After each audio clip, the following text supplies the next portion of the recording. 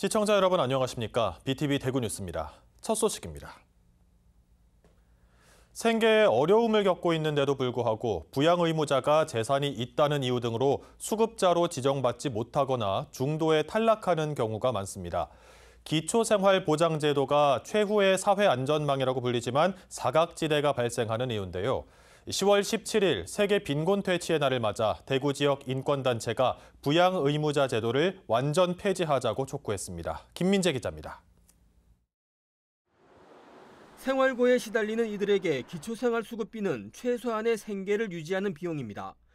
그러나 최후의 사회안전망이라고 불리는 기초생활수급제도에는 사각지대가 존재하고 있고 이 사각지대의 발생 원인으로 부양 의무자 기준이 꼽힙니다. 생계에 어려움을 겪고 있는데도 부양 의무자가 일정 수준 이상의 소득이나 재산이 있으면 국가가 부양을 책임지지 않는 겁니다.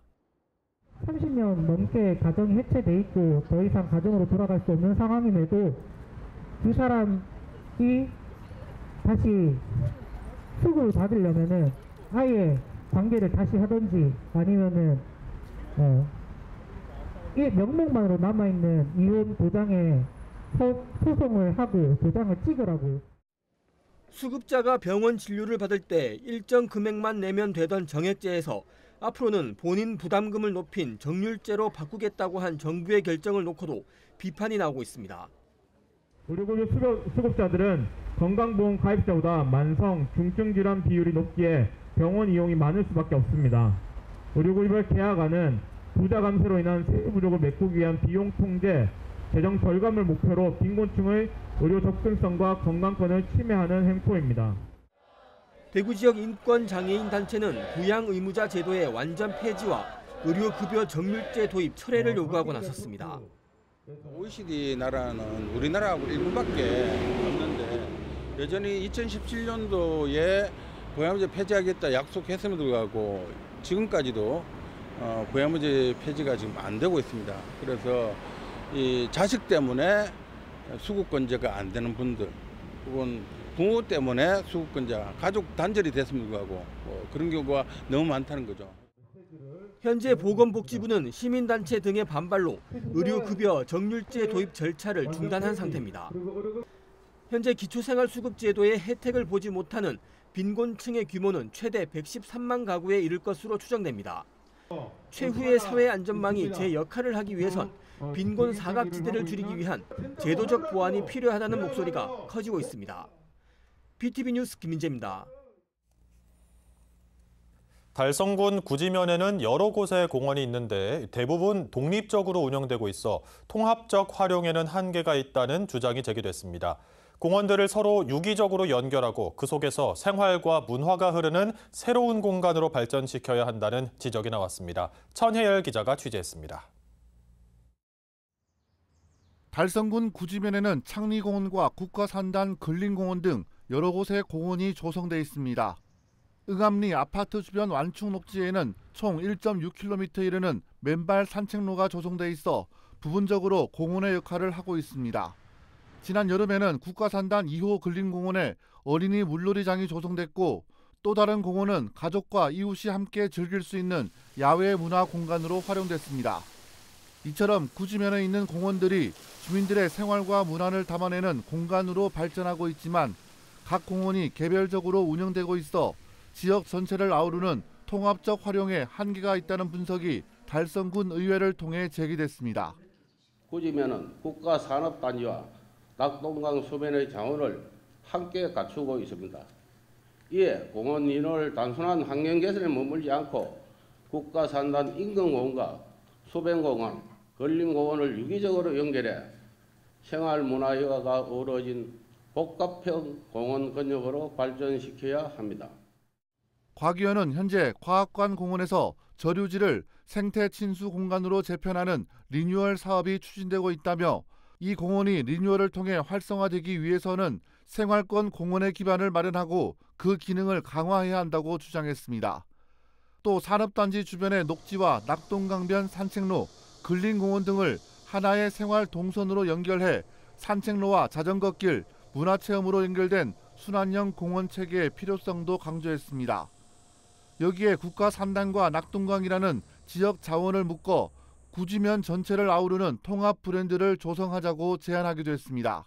생활형 공원과 순환형 네트워크를 기반으로 하나의 브랜드 아래에서 야외 공연, 주민 참여 프로그램, 지역 특색을 살린 문화 행사 등을 지속적으로 운영한다면 공원은 단순한 공원을 넘어 지역의 일상 문화를 이끄는 플랫폼으로 성장할 수 있을 것입니다. 이제 공원은 나무와 그늘이 있고 사람이 쉴 수 있는 벤치 몇 개가 있는 단순한 녹지가 아닙니다. 주민의 삶과 지역이 함께 어우러지는 공간이기 때문에 구지면 공원들이 서로 유기적으로 연결되고 그 속에 생활과 문화가 흐르는 달성군의 새로운 생활문화 권역으로 발전시켜야 한다는 주장이 설득력을 얻고 있습니다. BTV 뉴스 천혜열입니다. 최근 전국적으로 초등학생을 대상으로 한 유괴 미수 사건이 잇따라 발생하면서 학부모들의 불안감이 커지고 있는데요. 대구 서구 초등학교 중 정문 앞에 CCTV와 비상벨이 모두 설치되어 있는 곳은 3분의 1에 불과했습니다. 김민재 기자가 보도합니다. 대구 서구의 한 초등학교 앞입니다. 어린이 보호구역이지만 범죄를 예방하기 위해 정문을 비추는 CCTV가 설치되어 있지 않습니다. 위험한 상황이 발생했을 때 도움을 요청할 수 있는 비상벨도 없습니다. 서구의 또 다른 초등학교 앞. 이곳은 CCTV는 설치되어 있지만 비상벨이 없습니다. 서구 지역 초등학교 16곳 중에서 정문 앞에 CCTV와 비상벨 모두 설치되어 있는 곳은 단 5곳에 불과합니다. CCTV만 설치되어 있는 곳은 8곳, 이 모두가 설치되어 있지 않은 곳도 3곳이나 됩니다. 어린이 보호구역이라는 이름이 무색할 정도입니다. 최근 전국적으로 유괴 미수 사건이 계속 일어나는 상황에서 저희 서구도 최근 유괴 미수 사건이 일어났습니다. 그 유괴 미수 사건이 난 이후에 관내 초등학교에 관련해서 CCTV나 비상벨을 점검해보니 아직까지 CCTV와 비상벨 둘 다 한 것도 없는 것도 들어 있었습니다. 빨리 전수조사해서 설치될 수 있도록 지자체는 적극 검토하시기 바랍니다. 서구청은 예산 8천만 원을 확보해 내년에 모든 학교에 방범 시설을 갖추겠다고 밝혔습니다. 내년도에 관내 초등학교 전체에 정문 CCTV와 비상벨을 설치할 수 있도록 사업비를 반영할 예정에 있다는 말씀을 드립니다. 내년에 초등학교 정문에 CCTV와 비상벨 설치를 모두 완료한 후 단계적으로 중고등학교에도 확대 설치할 계획임을. 초등학생을 대상으로 한 유괴 미수 사건이 잇따르고 있는 가운데 여전히 학부모들의 불안감이 큰 현실. 아이들의 안전망이 더 촘촘히 구축될 수 있도록 신속한 대책이 필요해 보입니다. BTV 뉴스 김민재입니다. 달성군에는 예술인들의 창작 활동을 지원하는 달천 예술 창작 공간이 있습니다. 예술인들이 상주하며 마음껏 작품 활동을 펼칠 수 있는 곳인데요. 창작의 결실을 선보이는 제5기 입주작가 결과 보고전이 개막했습니다. 천혜열 기자가 전해드립니다. 폐교 건물을 리모델링해 만든 달천 예술 창작 공간. 예술인들이 머물며 작품 활동에 전념할 수 있는 공간입니다. 입주 작가에게는 교실 반칸 정도 되는 개인 작업실이 주어집니다. 매년 초 선정된 작가들은 10달 정도 이곳에서 작품 활동에 몰두할 수 있습니다. 2021년부터 예술가들에게 작업 공간을 내줬으니 벌써 5기 입주 작가들이 활동 중입니다. 이 안에서 있는 프로그램이라던가 그런 전시장을 작가들 위주로 되게 사용할 수 있어서 저 같은 경우 설치 미술을 해서 이제 제작을 하고 현장에서 바로 들어가기 전에 먼저 DP를 해본다거나 그런 경험을 할 수 있는 게 좋은 것 같습니다. 입주 작가들은 매년 연말마다 그의 작품 활동을 갈무리하는 전시회를 엽니다. 이번 5기 입주 작가들도 17일 권민주 설치미술 작가의 개인전을 시작으로 작가별로 각각 열흘 동안 결과 보고전을 진행합니다. 특히 이번 결과 보고전에는 달성군을 소재로 작가의 예술적 해석이 더해진 입주작가 지원 프로젝트도 함께 열려 의미를 더합니다. 저희 달천예술창작공간은 작가님들의 창작활동 지원을 위해서 작가 지원 프로젝트, 홍보, 비평 프로그램 등 다양한 창작활동 지원을 이어오고 있습니다. 달천예술창작공간은 내년 2월쯤 2026년 입주작가를 선정할 계획입니다. 내년부터는 선발 인원을 소폭 늘려 예술가들에 대한 창작활동 지원을 확대하고 지역민들에게는 생활 속 문화예술을 즐길 수 있는 열린 플랫폼으로 자리매김하겠다는 포부를 밝혔습니다. BTV 뉴스 천혜열입니다. 전국체전은 올해로 106회를 맞습니다. 대회는 일제강점기부터 시작됐는데요. 힘든 시절 서름을 견딜 수 있었고 우리나라가 세계 10대 스포츠 강국으로 발돋움할 수 있는 역할까지 해왔습니다. 전국체전 100년 역사를 장동원 기자가 정리했습니다. 전국체전의 시작은 일제강점기이던 1920년 열린 전조선 야구대회입니다. 식민지 조선의 화합과 단결의 장이었고 우리 역사 최초의 유료 입장 대회로도 기록되고 있습니다. 이후 종합경기대회로 규모가 커졌지만 1938년부터 해방까지는 일제에 의해 대회는 중단됐습니다. 명칭이 전국체육대회가 된 건 1948년. 서울에서만 열리던 대회는 1957년 부산에서 개최되면서 지방순회가 시작됐습니다. 역사의 굴곡에도 대회는 지속됐는데 한국전쟁이 발발한 1950년과 코로나19가 번진 2020년에는 대회가 열리지 못했습니다. 역사적으로 최다 개최지는 서울, 우승을 가장 많이 한 곳도 서울입니다. 최근엔 경기도 독주가 이어지는 가운데 올해 개최지 가산점을 받는 부산의 성적이 주목되고 있습니다. 경기 종목은 종합대회 초기 5종목에서 올해 50개 종목으로 10배 늘었습니다. 올림픽에 없는 종목을 비롯해 전통무예인 씨름과 태권 등이 포함돼 비인기 종목의 재조명, 아마추어 선수 발굴에 장이 되었습니다. 전국체전은 우리나라가 세계 10대 스포츠 강국이 되는 발판이었습니다. 마라톤 영웅 손기정, 양궁 김순영, 수영 박태환 선수 등이 체전에서 기량을 쌓은 뒤 올림픽에서 세계 정상에 올랐습니다. 올해 부산 대회에서는 지난 파리올림픽 스타 높이뛰기 우상혁과 수영 황선우, 양궁 임시연이 경기를 펼칠 예정입니다. 화합과 열정의 전국체전. 체전 100년의 불꽃이 부산에서 다시 타오릅니다. BTV 뉴스 장동원입니다. 한동안 국내 포도 시장은 샤인머스켓 시대였다고 해도 과언이 아닌데요. 국산 포도 신품종 코코볼과 슈팅스타, 홍주 시들리스가 올해부터 본격 출하되면서 새 스타 과일이 나올 수 있을지 주목됩니다. 엄상현 기자가 소개합니다. 수확을 마친 보랏빛 포도송이가 상자에 차곡차곡 담깁니다. 껍질째 먹을 수 있는 솜사탕 향이 나는 포도 슈팅스타. 농촌진흥청이 지난 2022년 자체 개발한 국산 품종으로 평균 당도는 샤인머스켓보다 높은 19브릭스 이상을 자랑합니다.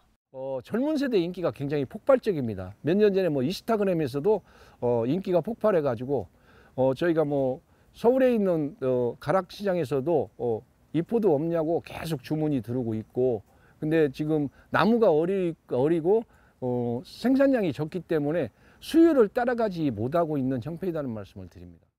올해 국내에 20톤가량이 출하돼 백화점과 온라인 시장을 중심으로 유통되고 있습니다. 슈팅스타와 함께 주목받는 또 다른 국산 품종 코코볼과 홍주 시들리스.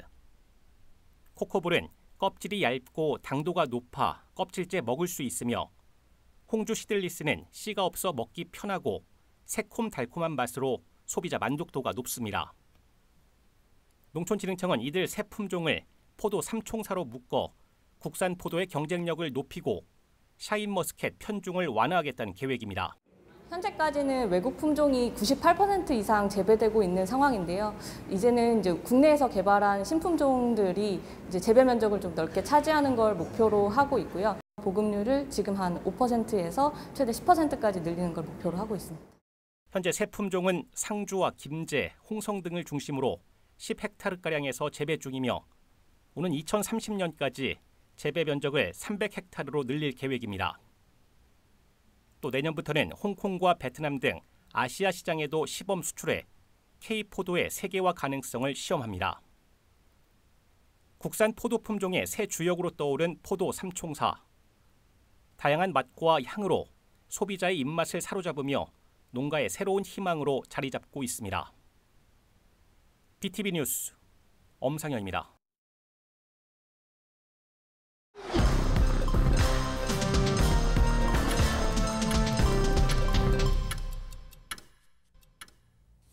인구 감소 지역으로 지정된 대구 지역 3개 기초자치단체의 지방소멸 대응기금 집행률이 크게 저조한 것으로 나타났습니다.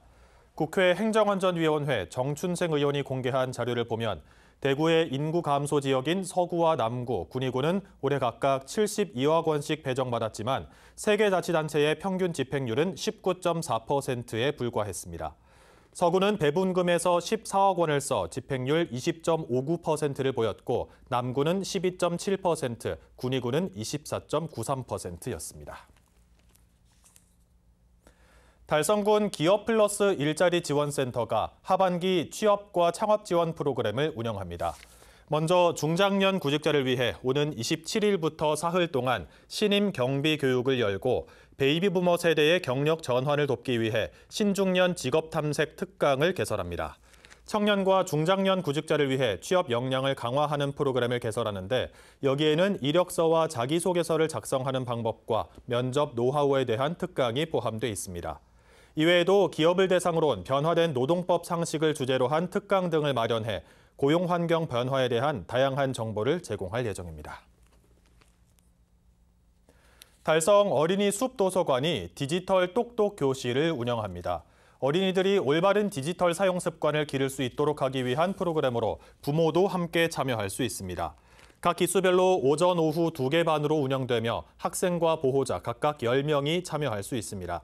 자세한 문의와 참가 신청은 달성 어린이 숲 도서관 홈페이지 또는 전화로 할 수 있습니다.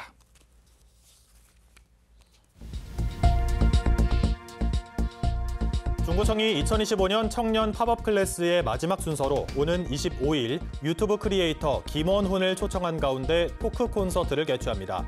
참여 신청은 오는 21일까지 중구청 홈페이지를 통해 하면 되고 중구에 거주하는 청년이 우선 선정됩니다.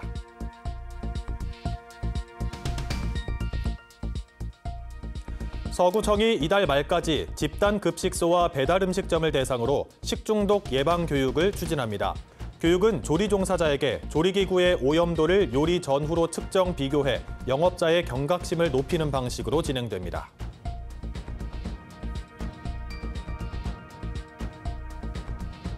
달성 국립도서관이 21일부터 청소년 인문학 하부루타를 운영합니다. 중학생을 대상으로 하는 독서 토론 프로그램으로 신청은 도서관 홈페이지를 통해 하면 됩니다.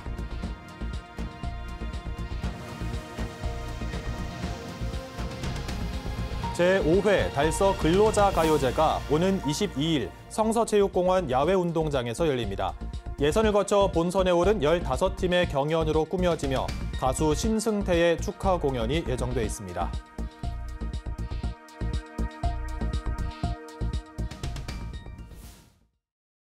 BTV 뉴스는 뉴스 홈페이지에서도 바로 시청하실 수 있습니다. 시청자 여러분의 많은 관심 바랍니다.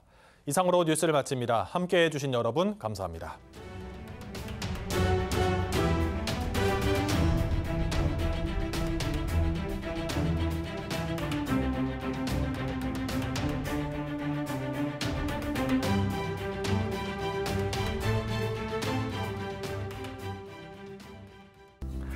여러분, 대구 살면서 꼭 한 번은 해봐야 하는 것들 뭐가 있을까요? 팔공산 오르기도 있을 것 같고요. 야구 보러 가기, 간송미술관 가기. 저는 대구에 살면 오페라 한 편은 꼭 봐야 한다고 생각하거든요. 대구가 우리나라를 정말 대표하는 음악 도시잖아요. 매년 대구 국제 오페라 페스티벌도 열리는데 올해가 벌써 22번째고 이미 시작했거든요. 앞으로도 있을 작품들이 하나하나 개성이 다 다릅니다. 저랑 문화 속에서 한번 찾아가 볼까요?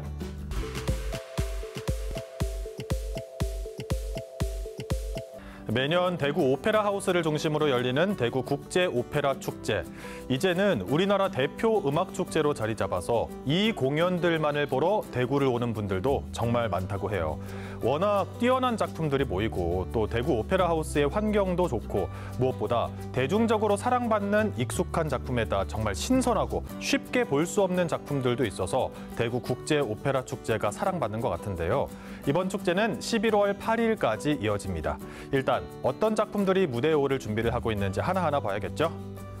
가장 가까운 날짜에 볼 수 있는 작품은 비제의 카르멘입니다. 이름은 왠지 들어본 것 같죠. 여기에 나오는 음악들도 우리에게 정말 익숙한 멜로디가 가득한데요.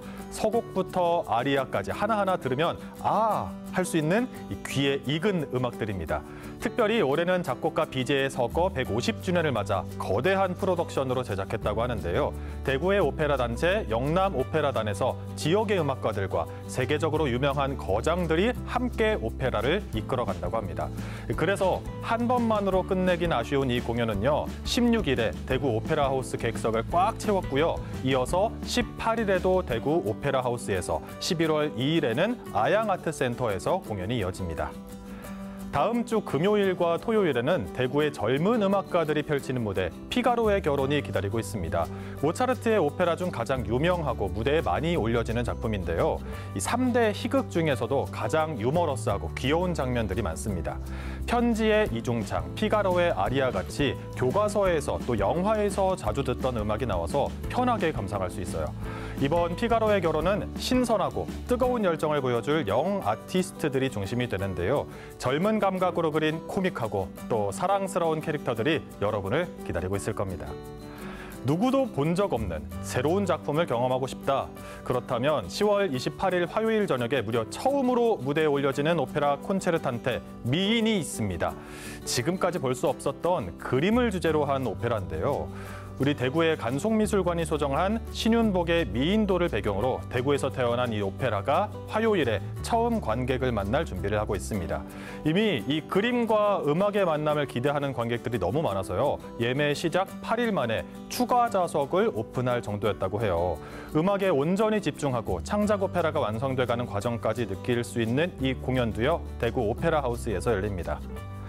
제22회 대구 국제 오페라 축제의 폐막작 대미를 장식할 작품은 오페라 오르페오와 에우리디체입니다. 왠지 익숙한 이름이죠. 오르페우스, 에우리디케, 그리스 신화에 등장하는 이름들인데요. 이 수천 년 전 신화 속 이야기가 동서양을 넘어 어디서든 이렇게 사랑받고 있다는 게 새삼 놀랍습니다. 이 작품은 새롭고 개혁적인 형식으로 오페라의 의미를 바꿨을 만큼 역사적으로도 중요한 작품인데요. 작년 대구에서 초연된 이후 외국에 갔다가 이번에도 무대와 관객석의 구분을 없애고 32,000리터의 물을 무대 세트장에 담는 전에 없던 시도를 하고 있습니다. 이 말도 안 되는 연출과 규모, 국내 유일 오페라 제작극장 대구 오페라 하우스에서만 할 수 있는 감동적인 장면일 겁니다. 오페라, 사실 조금 어렵기도 하잖아요. 그래서 이번 대구 국제 오페라 축제 기간에는 각 오페라 공연 전에 자세한 이야기와 해설을 들을 수 있는 강의 프리마 델라 프리마도 들을 수 있고요. 사실 생각보다 이야기가 더 자극적이고 도파민이 터진달까요? 오래 사랑받는 이유가 있습니다. 이 음악이 여기서 나왔구나 하는 그 기쁨도 느낄 수 있고요.